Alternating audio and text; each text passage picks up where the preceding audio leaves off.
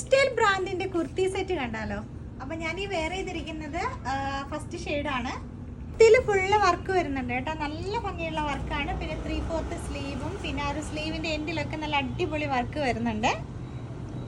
പിന്നെ ഇതാ നല്ലൊരു ദുപ്പട്ടയാണ് വരുന്നത്.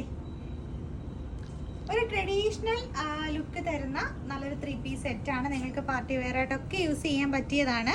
എൻ സ്റ്റൈൽ ബ്രാൻഡിന്റെ ആണ് കേട്ടോ. സെക്കൻഡ് ഷെയ്ഡ് വരുന്നത് ഗ്രീൻ ആണ്.